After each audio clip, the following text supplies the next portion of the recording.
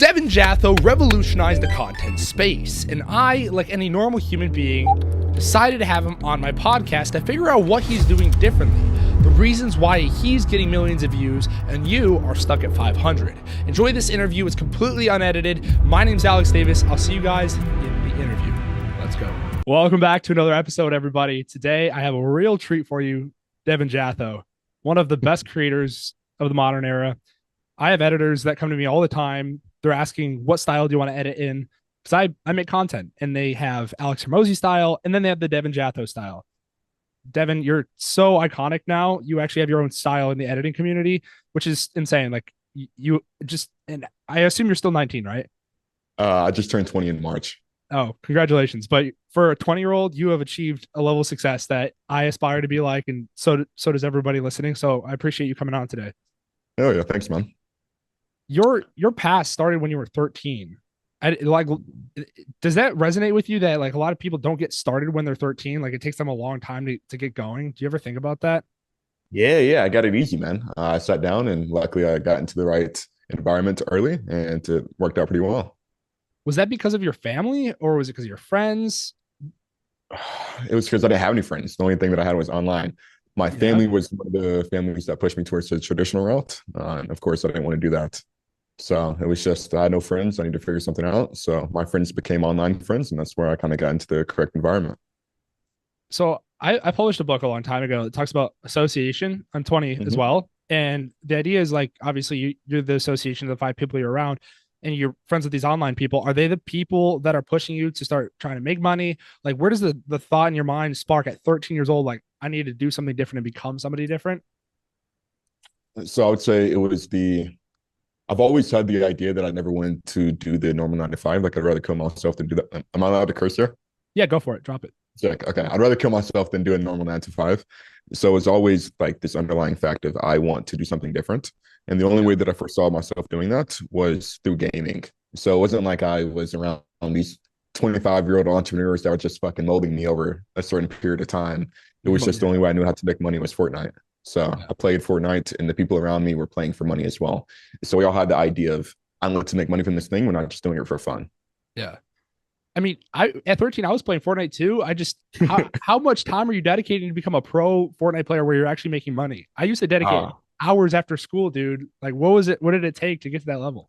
I was staying up all night playing fucking Fortnite. I mean, it wasn't like looking back on it, it's definitely not something that I would say to be prideful about, but I was playing probably around 8 to 10 hours every single day. Just trying to get better and trying to figure out a way how to make money. 8 to 10 hours. So you're going to school, you come home, you just grind Fortnite nonstop. Just fucking grind Fortnite. Rant floor wall. Dude, that's awesome. I love that. And you translate that skill over to business, and then immediately people ask like, how's the an overnight success? But you have a skill set of doing something for 8 to 10 hours. And even if you're not necessarily proud of Fortnite, the work ethic part, would you say you're proud of?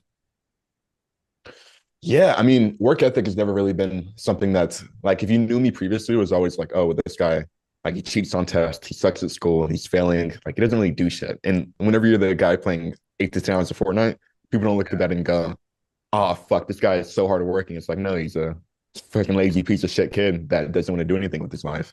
Yeah. I'd say work ethic just came from over time knowing that I wanted more, and I just got continuously rewarded for doing more. Something that you'll see within my content is I'm very, very big on quality and I'm very big on excellence. And it's just, I got a reward for doing something excellent, and that just kind of carried over. You know, I looked at our story and I've watched all your interviews. So I wanted to see like what people normally ask you about, but something that I took away is like, you and I are very much in my mind, the same type of person.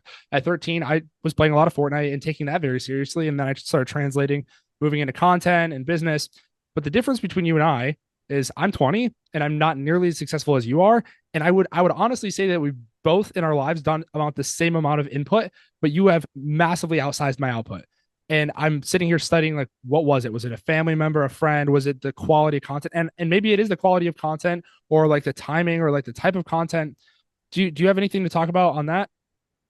I mean, brand is king. I mean, everything comes a lot easier whenever you do have a brand. So I would say it would just be the quality of content, and then so as the people that's actually consuming the content.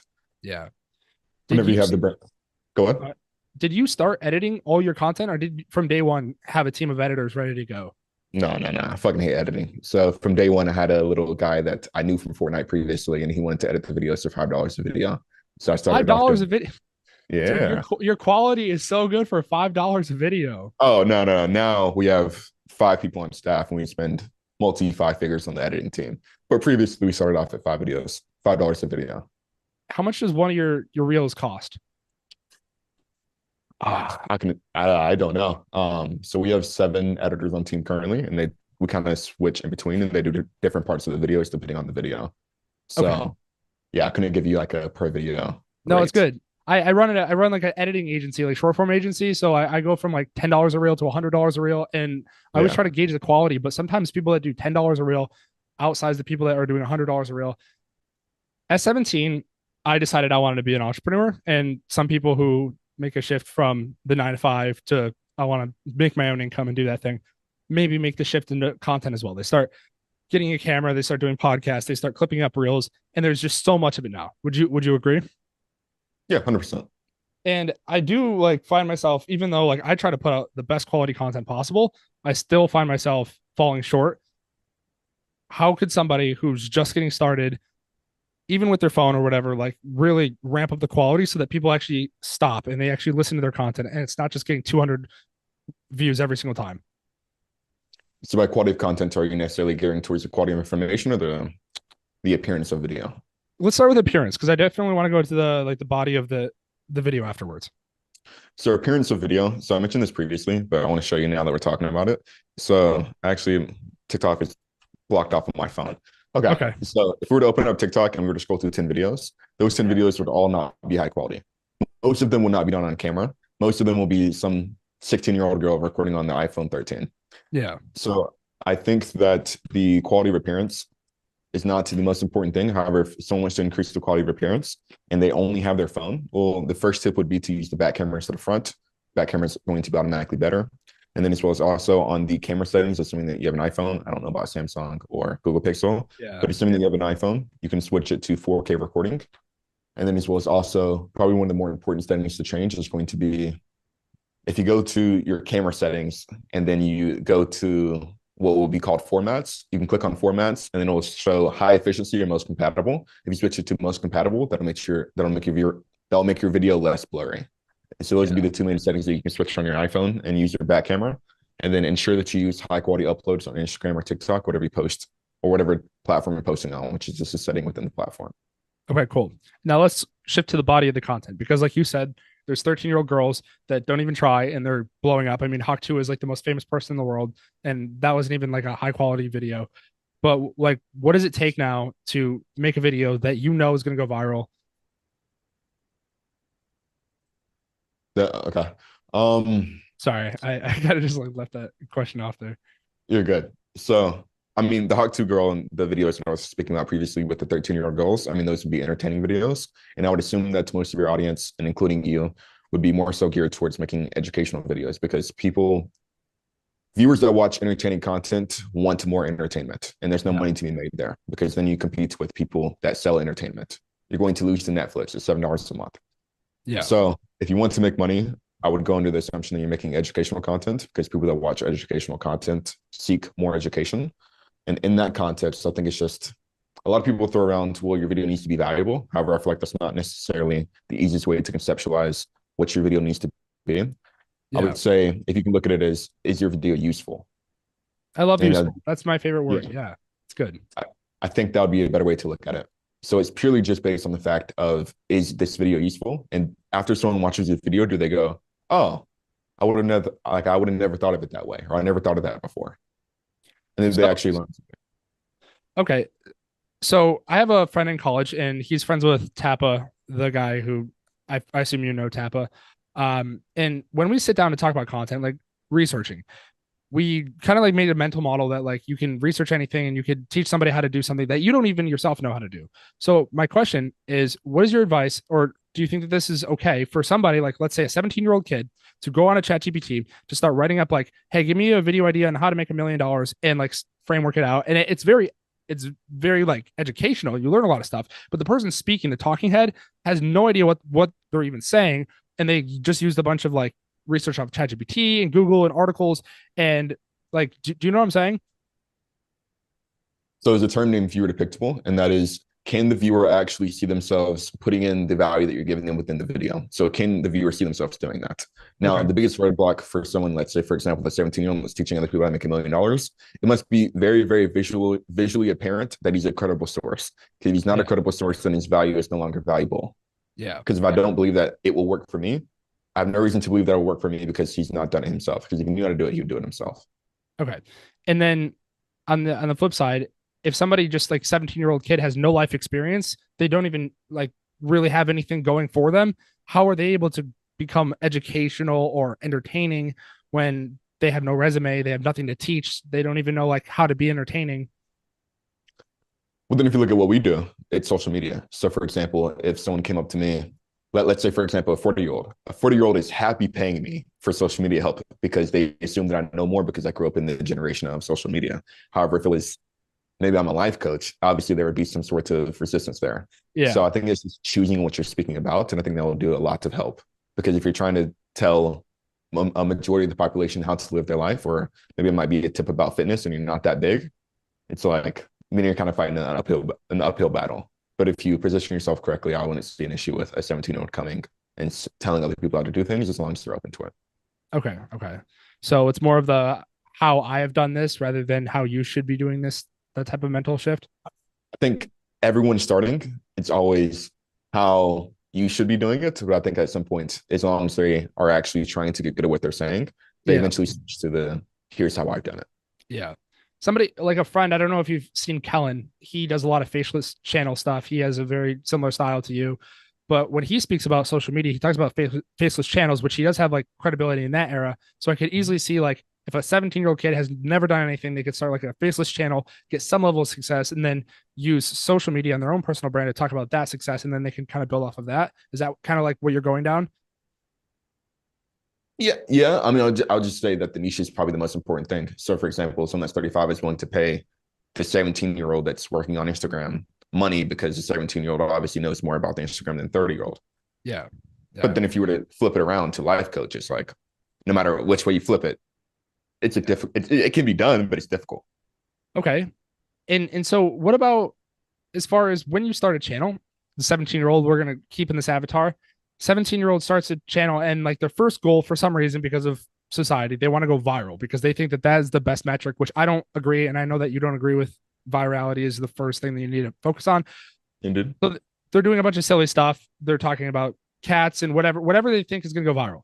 But like long term, the idea would be to monetize. I think everyone needs to make money. So long term goal is monetization. But you talking about cats right now is not obviously going to get you there, because unless your product is cat related, it's not going to be a product fit or anything like that. So what is your advice to somebody who's just starting to have like the long term vision of like knowing like, okay, in the long term I want to monetize, but I need to like I need to talk about content that's going to attract an audience that is eventually going to buy a product later down the road. What would be your advice to that type of person? So that type of person, I think it's just more so of a question of clarity. So if you're going to build something in the idea of monetizing, then it needs to be in correlation to the content that you're posting. So it's just, well, what do you actually want to monetize on, and then create content around that. And I think that's the first step, is to get clarity on what you're going to be posting about. Because without that clarity, then everything else is useless. How do we find that clarity? It's a good fucking question. I cannot give you the answer because I don't know. I sat down one day, I was like, holy shit. Do you know Stephen Miller? Yeah. I've seen all your interviews. You talk about them all the time. Yeah. So I first found that you can make money doing this through Stephen Miller. So I was watching his videos, like, holy shit, this is amazing. It was better than what I was currently doing, because I was doing door knocking and it was fucking cold. So I was like, I gotta do something. Yeah. So whenever I saw Stephen Miller's video, I was like, okay, well, this is my clarity. I'm gonna fucking do this. And it just worked out. So clarity is found probably through life experience rather than just randomly having an idea. I feel like when people, and this is my path, when I talk to people, like they're like, they have to have everything planned out. Like they have to make like this large, grandiose plan. And obviously when they start making content, things change, that shifts, and then their plan falls apart and then they stop. They just like stop posting, they give up.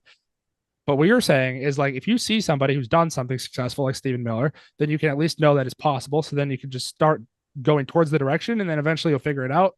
Is that kind of what you're saying? Like, 100%. It's just action.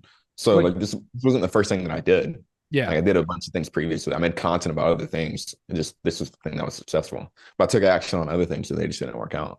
So it wasn't the fact that I was just like, oh fuck, I know this is gonna work, so I'm gonna stick with this one. It was Yeah. like I tried different things. They didn't work and this one did. So it's just taking action over time. How long do you need to do something before you realize I need to pivot into something else? People are like, I'm going to do this and this and this, and then whatever one takes off first is going to be the thing I'm going to focus all my time on. But then they don't give any of it enough time. But it seemed like you did Fortnite, you did door to door for 5 months, and then you're doing content. And then I mean, luckily for you, your like fourth video popped off. But some Yeah. people, it takes like 2 years, and then they're like, well, should I change or should I keep going? And like, what would you say to that person? What I said to that person. The question is like, when would you pivot? When do you know that you've given everything you're like you've given content, everything you've got, and you're just not successful, and you should do something different? Can't give you an answer there because I don't know. I Yeah. mean, maybe I should pivot right now. Maybe this is a better vehicle right Dang. now. Dude, So if it's you just like pivot, that'd be so fun. Wow. so I Yeah. mean, I don't know. What Okay. if what if I never pivoted? Obviously that could have been an issue. Not an issue. But what if I never pivoted, then I became Jordan Belfort whenever I was knocking on doors? Like, it's just like no one ever fucking know. Yeah, dude. Speaking of knocking on doors, I did that as well. Like the Yeah. vehicle I got into before content was door knocking solar, except I did it for one day. You did it for 5 months, bro. I don't know how you lasted that long. I got out on the door. I was like, I can't do this. I'm done. One day and I'm like, no. But no, I mean, I even closed a deal like the same day, like install on the same day. It was my first day on the doors. But like hearing that you did it for 5 months, like mo correct me if I'm wrong, most people don't have the resilience to go walk and knock on strangers' doors for 5 months straight in the cold, right? All right. So like I feel like you as a person might be like a little bit different in that regard. So what is your I mean, you carry that over to content and it's like you're gonna be doing this for a while because this is actually working, you have reinforcement. But like the person who's like a couch potato is not even doing anything with their lives, like it's hard for them to even like have the motivation to like film a video. Does that make sense? Like what do you think to that?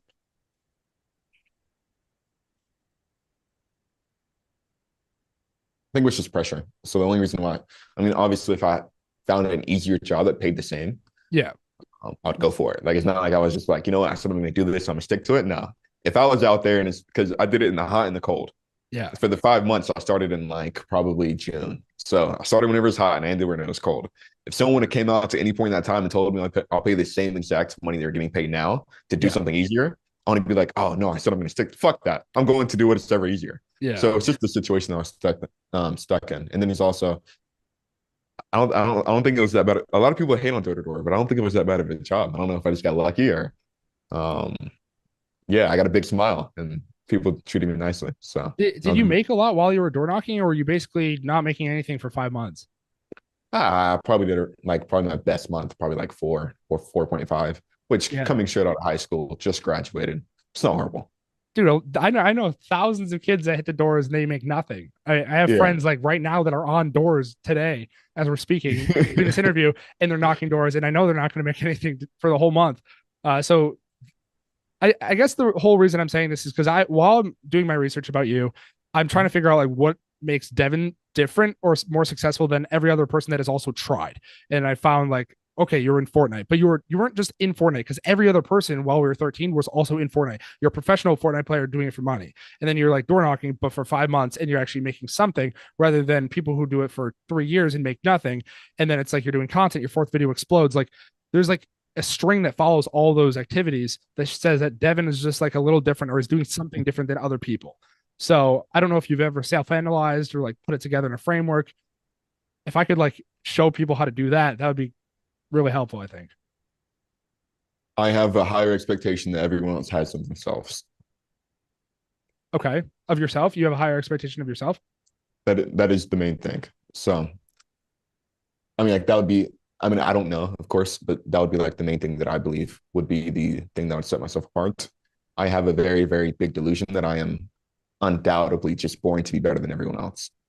Of course, that's not It's true. no, but However, it's working. yeah. I don't know about better than, but yeah, like you're definitely it's successful. Yeah. So I can't say that that would work for everyone. However, I just always had the expectation that I deserved more, even though I don't really deserve anything, of course. But it was Yeah. always like I should be better than everyone else. Therefore, I'm going to do the things that exemplify that. Okay. And where does that belief come from? Do you think you were just born with it, or did something happen when you were younger? Was it a neglect thing? Like, or did it just I, spawn out of the ethos and you're like, all right, fuck it. I'm I, better than everyone. I don't know. I've always had really high standards. I mean, like whenever I got like gifts as a kid, it was like, this is cool, but it's not the best, which sounds fucking stupid. But like I've always had like the idea of like I want the best. Anything less than that is unacceptable. Yeah. Um Yeah. So here's a question. Like I said in the beginning, I think that you and I have like the same life trajectory, sort of. We both played Fortnite, door knocking, like all the same activities, whatever. Except you became successful a lot faster than me, and it's just taking me like a lot longer. I know in the long run, I have the same mindset as you. I just don't like publicly put it out there. Like I'm really good. I'm better than a lot of people. I've done a lot of shit. I live in a small town. I'm traveling everywhere. I know in the long run, maybe by like 23, 24, 25, even 30, like it'll click and I'll be an overnight success.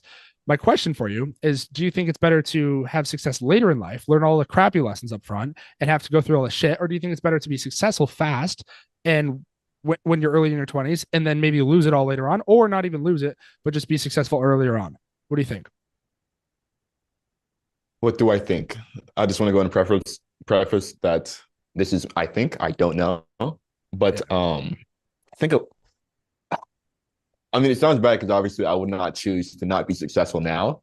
Yeah. But looking at it from my like where I am at now, there's a lot of times where I'm like, I kind of wish this came a little bit slower. That way I could have not made as many mistakes and I could have learned more lessons because there's a lot of things that I can lean on. So like Yeah. I have a big follower account. So I can make a lot of mistakes that smaller people that don't have the brand, that can't lean on the brand, they cannot make those mistakes. So I'm Yeah. making these mistakes and I'm getting by with it. So it's like I'm building up bad habits because I became somewhat successful quickly. However, I think it's just pros and cons to both. Yeah, I don't know. Walk me through some bad habits if you're okay with it. Like what do you Yeah. think money brings that you're like, oh shit? So okay, money brings or brand brings or both.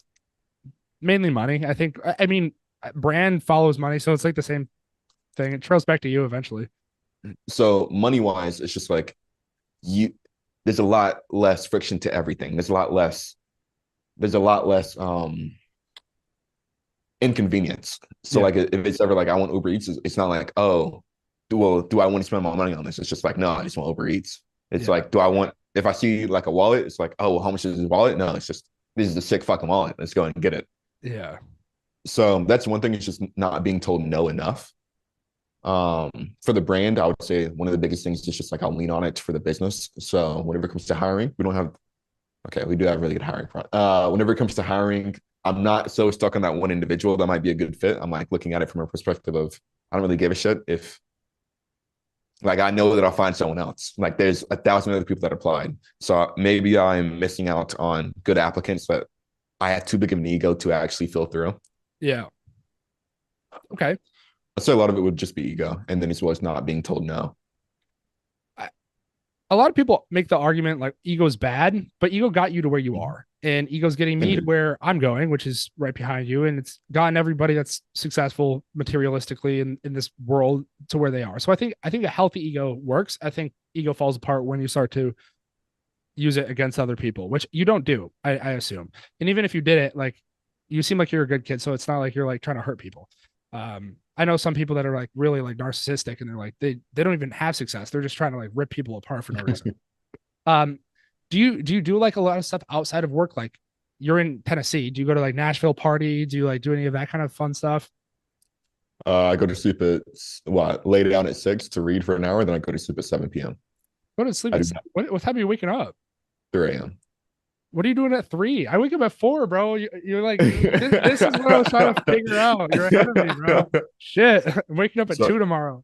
so I can pull up my calendar and tell you exactly what it looks like. Do it. So Wow. I it's, knew that there was a secret, dude. It was hidden in there. It was it's 4 definitely a.m. not the wake up secret. games. So at let's see, 3:15, I jot down stats and then I brush my teeth. So I weigh myself. I look at how much Stats? money in my bank account. Yeah. So stats, weigh yourself, how much money you got. Sleeping What argument. else? Or stats. So how good is my sleep last night? And then as well as my calories tracked from the day before. So that's the first 15 minutes. And then from 3:15 to 4:15, I go walk on a track. So there's a school track like 5 minutes away from my home. So I just go walk there for an hour, try to get a clear head before I begin work. And then from 4:15 to 8 a.m., I do my deep work. And then from 8 a.m. to 8:30, I prepare myself for the gym. And then from 8:30 to 10, I either do my marathon training or I do a gym session. Whenever I get home, I drink my coffee, my protein, I take a shower, and then from 11 to 4 p.m. I work. And then from 4 p.m. to 5, it's kind of up in the air. If I have more work to do, I'll do it. If not, I'll chill. At 5 p.m., I'll do my nightly routine, set myself up for success for the next day. Then from 6 p.m., I get in bed. I'll read for about 30 minutes. I'll take my supplements, and then I go to sleep at 7. And what is the benefit of going to bed at 7 and waking up at 3? Um, what are the benefits? I wake up before a lot of my US team. So I don't get any DMs at 3 a.m. So it's like I don't have fires to put out within the business, so I can completely focus on doing the needle moving task. It forces you to reduce distraction. So for example, if I wake up at, let's say, 8 a.m. instead, and I go to sleep at what?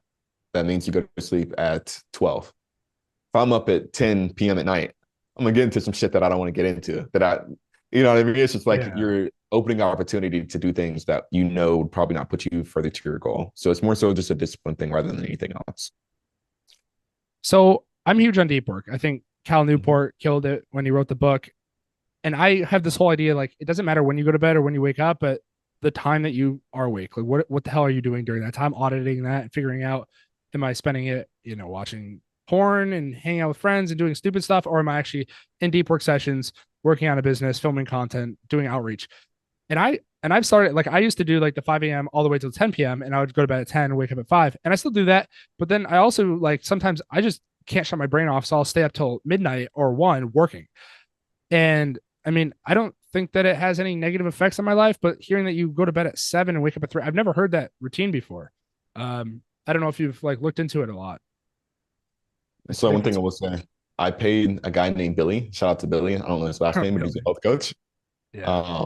But he was the health coach for like Iman Gaji, that kind of stuff. And he kind of walked me through. I would say I was not a very good client. I didn't show up to a lot of the calls, but for the calls I did show up to, he basically walked me through like, okay, well, you need to wake up and go to sleep at the same time every day. And that's like the main thing. Stick to that and you're good. So that's just like the main thing I focus on. I feel like I got a little bit off topic. What was the... No, it's good. The health coach, and we're talking about different routines. What's the difference between waking up at 5 and going to bed at 10, or waking up at 3 and going to bed at 7? Oh, yeah. I mean, like, there's no fucking difference. You're awake for the same amount of time. It's not like you get extra hours. It's just what times do you want to be awake? Yeah. There's so many biohackers. I heard this thing from Ed Milet. He was like, I wake up at 6, and then from 6 to 12, that's my first day. And then from 12 to 6, that's my second day. From 6 to 12, that's my third day. I have 3 days in one day, and then I have 21 days in a week. And I'm like, bro, this is going too far. I don't know what's going on. I think there's merit within that conversation because I see why a lot of people look at it as like that's horseshit. But have you ever read the book, The 12-Week Year? Yeah. So I look at it the same way as like the concept of looking at it from the 12-week year of not being annualized.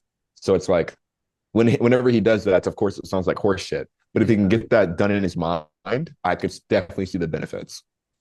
So I don't fucking with that. No. Yeah, I mean, dude, I'm a huge like in a biohack. Anything that allows productivity to be optimized, I'm in for it. It's just sometimes people go off the rails a little bit. I'm like, but you said your first deep work sessions before 8 a.m. Like you crank that out and then you go to the gym. But then you have the latter half of the day where you're working. So what is the difference between the morning work and then the day work? Is the morning work like your stuff, personal projects, content, and then the like the regular US time when everyone's awake, that's client work and that kind of stuff? Or so I really don't have client work. I mean, it's pretty much like all done with or do it yourself. So I don't really have client work. From 4:15 to 8 a.m. is always, okay, when I'm working on a module, I'm working on some sort of presentation for the community or content creation.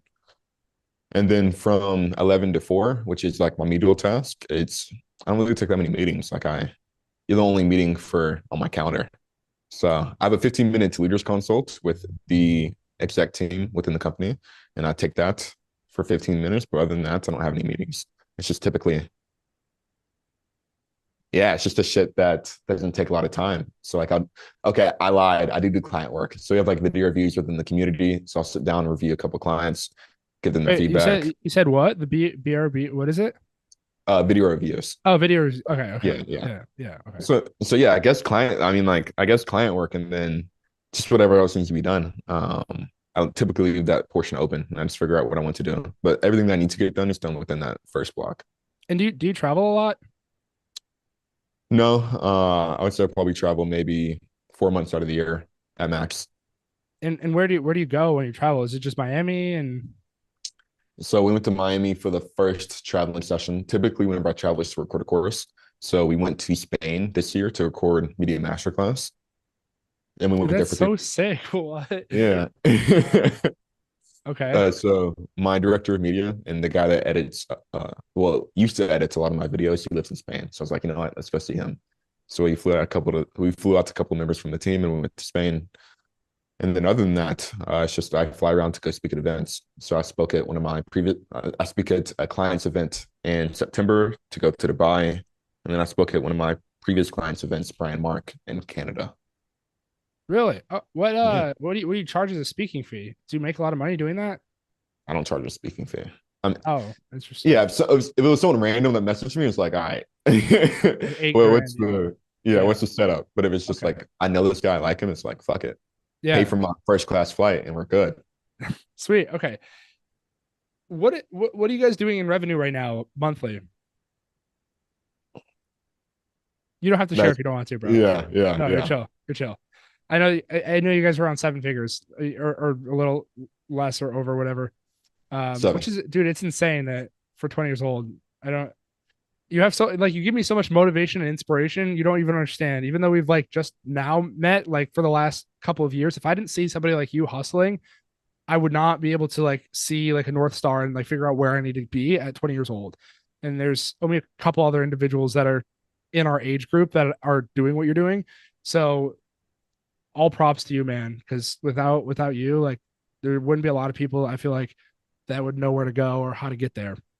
It's I pretty awesome. appreciate that, and I definitely agree because I think Iman is one of that guys for the both of us. It's like, okay, this cocksucker, I'm Yeah, gonna catch him.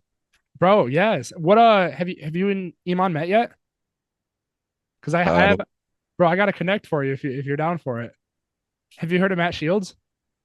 Matt Shields, I feel like I've heard of it before. So Iman's new course, it is he there was like that huge like mansion thing. They were all at a dinner table. Two of those guys, Josh Riviera and Matt Shields, I know both of them. I went to Miami, went to the Agency Lab event with Joel Kaplan, and Matt's been on my podcast. I like hang out with him, like I have his number, and he posts a bunch of content on YouTube, really starting to grow his channel. And Josh is like a really cool guy too. And he did a collab with Iman. So I know that Matt would love to talk to you because I'm sure that he's admired your content for a while. I could make the connection.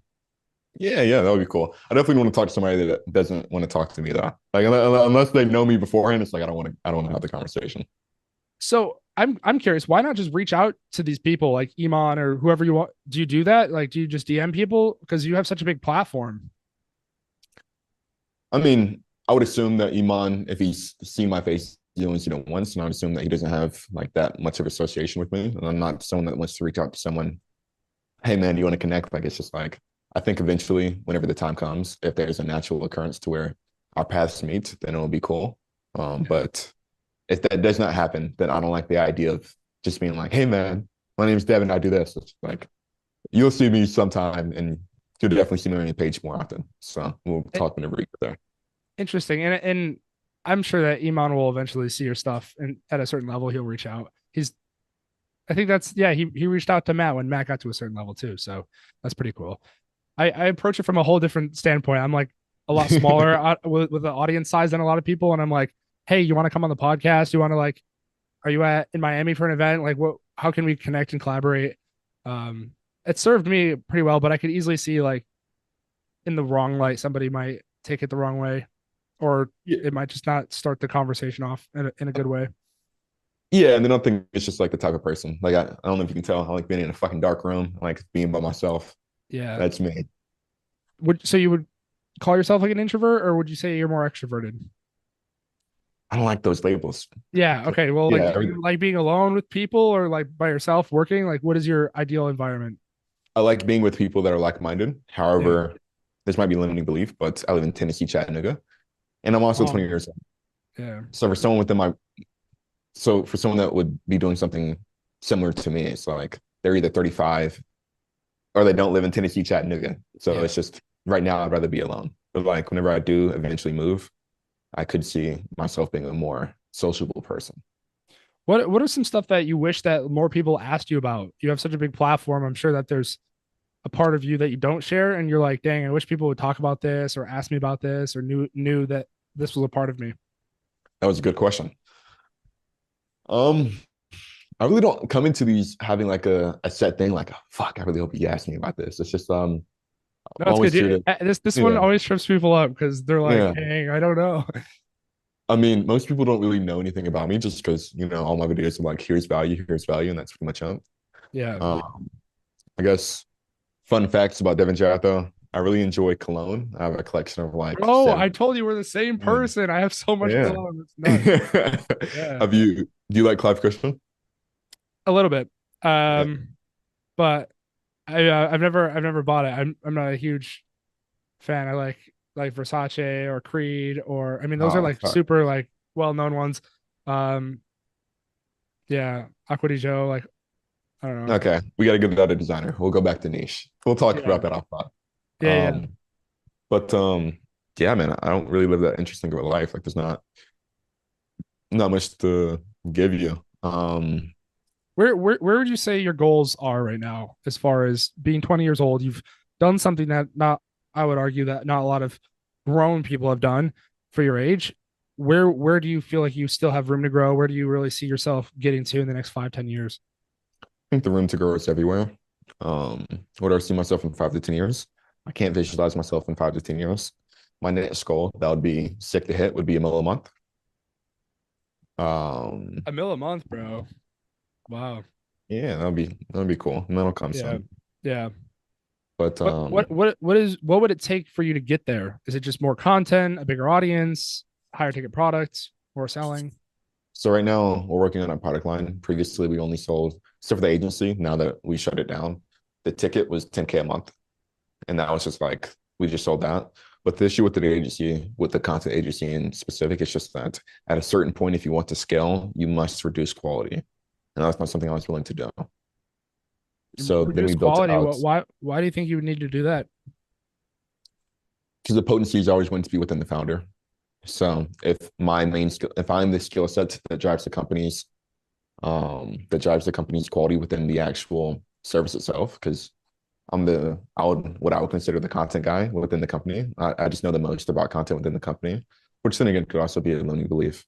But I have the higher standard for the company because I have the most responsibility and the most upside to it and downside as well. So I feel like when we start to step away from it, unless you have really, really good systems, so that's also a limiting belief.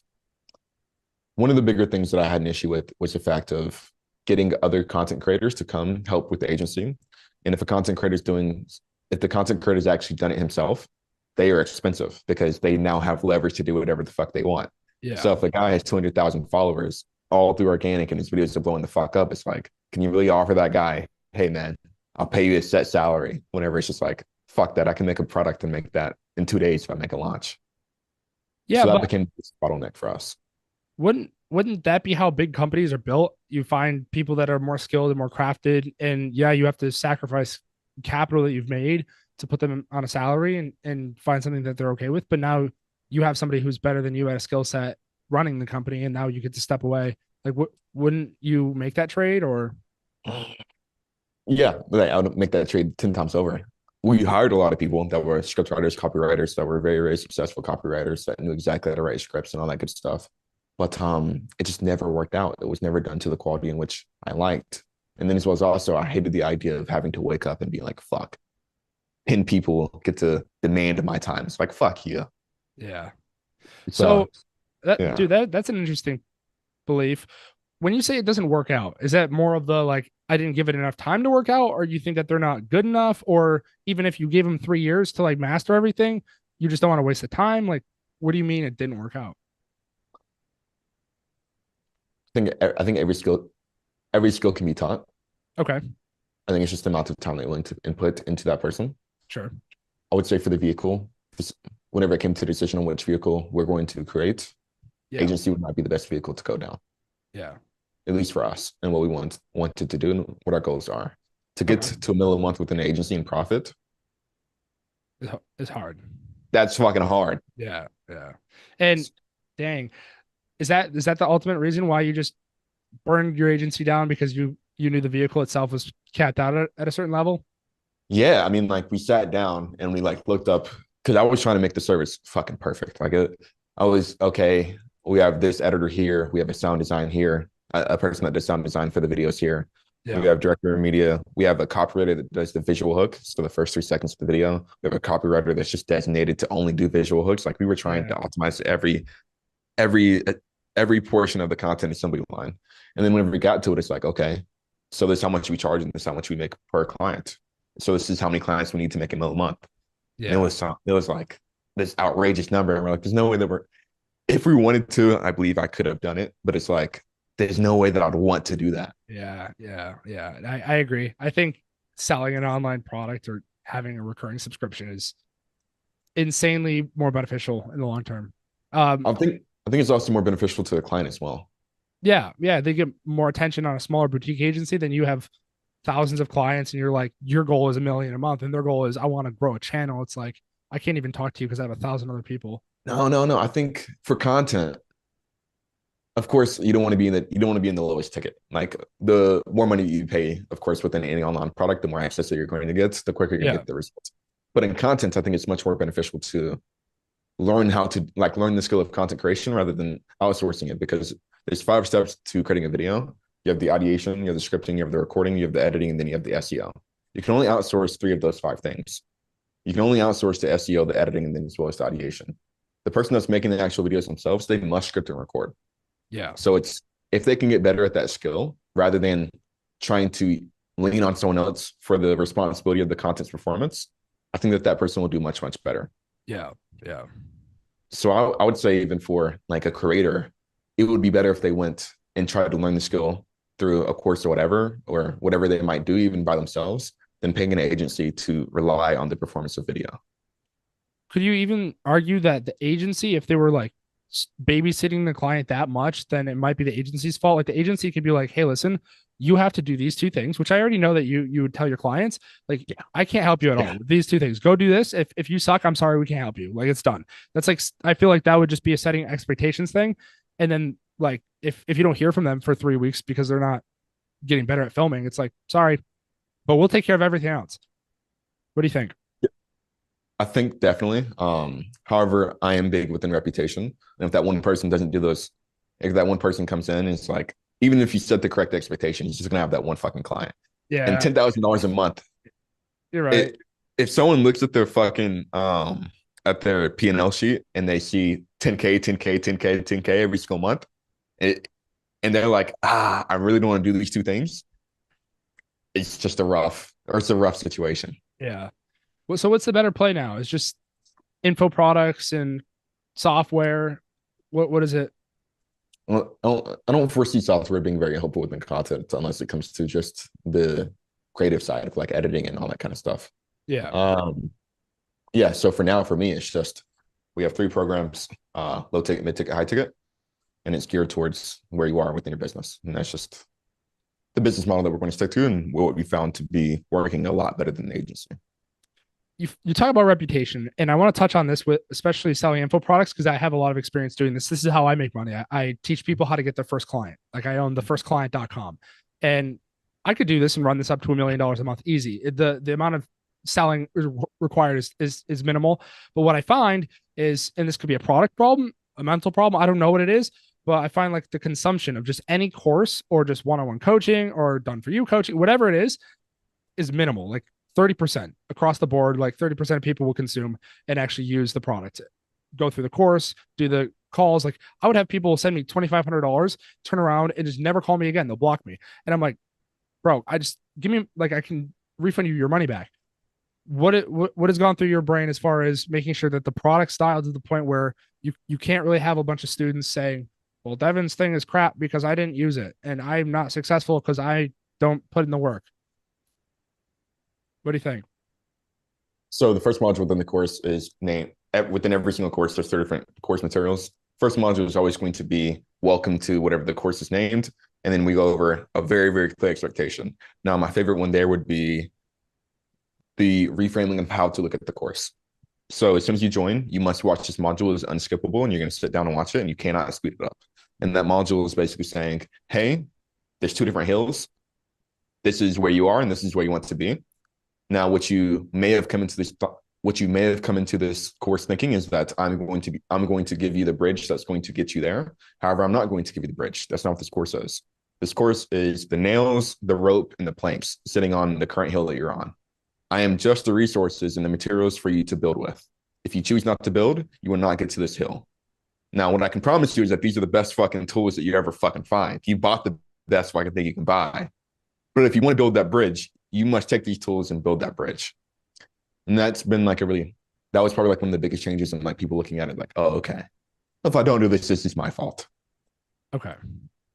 And then plus all of the YouTube videos, all of the course modules, they are built in mind of like, they're not, I buy a lot of courses and they're like fucking Google Docs and the guy's just talking over the Google Doc. Like Zoom video? Yeah. It's like no shit that 20% of the people are going to watch it. So all of the course material and all the course modules is always, I'm speaking to camera, and we have a lot of days of editing and a lot of days of graphic and worksheets and stuff to go along with it to make it to where hopefully we can get to the percentage up.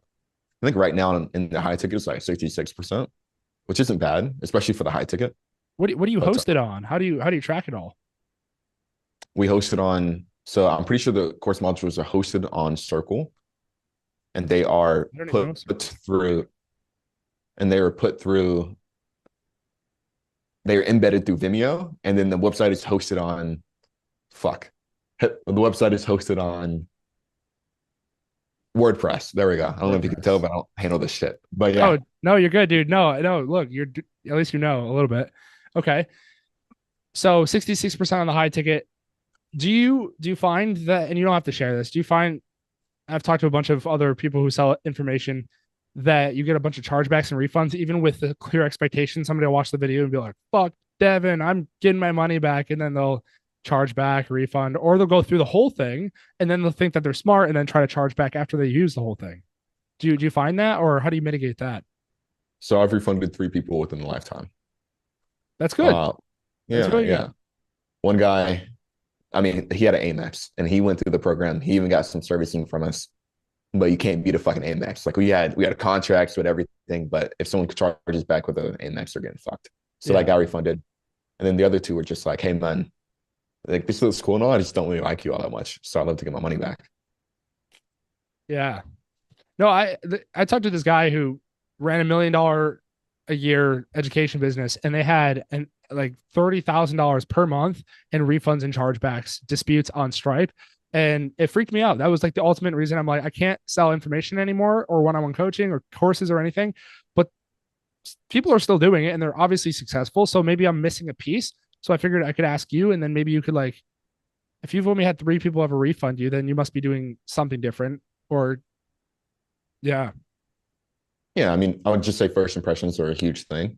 Just make that first impression really good. I don't know is it an info product? It's one-on-one coaching. Like, one-on-one coaching? Oh, okay. Yeah. You should be good. Dude, because one-on-one coaching, you're straight. Yeah. But then you capped out as like, there's only me, so I can't handle 1,000 people calling me. And then it's like, if I sold the course, that's obviously the next progression into it. But then the consumption goes down. I feel like, I don't know. Just ensuring that everyone, whenever they first swipe their card, they know exactly what to do and exactly what's about to happen. If they have full clarity, then I haven't found many people that haven't had an issue. However, whenever we first launched the first product, we made a lot of mistakes whenever it came to clarity, and everything is really complicated. And there was definitely some pushback from the community. Yeah. But that's time. Just make everything very, very simple. And every person I've ever met, like I don't think people are as bad as people make other people out to be. That's kind of fucking confusing. Everyone's done well within my program, and they've been good people to me. So I love it, dude. I want to be respectful of your time. We're coming up on the hour. I'm gonna do rapid fire, and then we'll end it out. Go for it. Now that you've been successful and you're 20 years old, what are the things that you've really enjoyed buying with money that you previously couldn't? Top 3 purchases. Top three purchases. Cologne's one. I've always wanted a lot of cologne. Clothes is second. I've always liked to dress nice. And then third, I would say would be this isn't necessarily something that you buy, but it's something that comes with money, and that's everyone having a higher value of your time. So all of your family, all of your friends, they all go, oh fuck, like I don't want to waste Devin's time. That's very, very nice because they treat you with a different level of respect. So that's something I do like. I love that. Along the money thing, what have you been able to access that you previously couldn't access? Like you just said, value with your family and everything. Do you feel like you're able to go to certain events or be friends with certain people or travel to certain areas that you never previously could? Yeah, I mean, like just the nicer things in life. I mean, first class instead of economy. You can get into events. I would say a lot of it comes with the brain though, because the events thing is like, yeah, people invite me for free to their events just because I'm good publicity. But like with money, I just have to pay to go. Yeah. But just all the general things, yeah. You read books. What are your top 3 books for a beginner entrepreneur? Ooh, beginner entrepreneur, any niche. Yeah.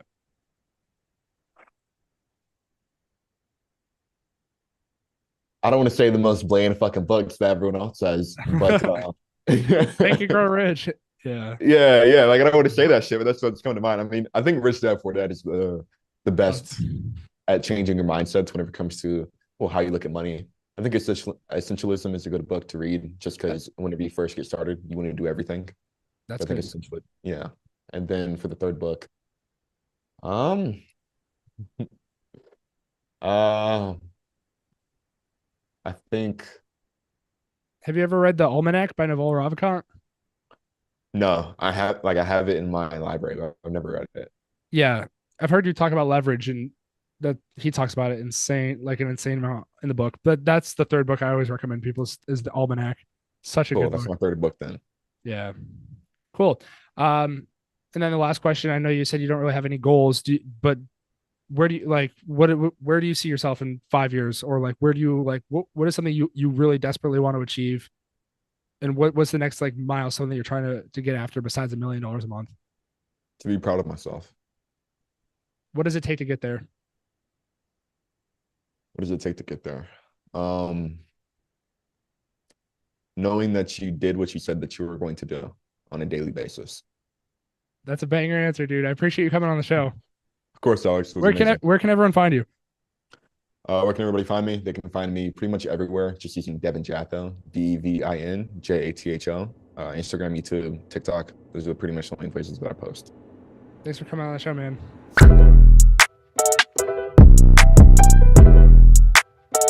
Back in that bag again. Whoa, yeah. Hey. Back in that, yeah.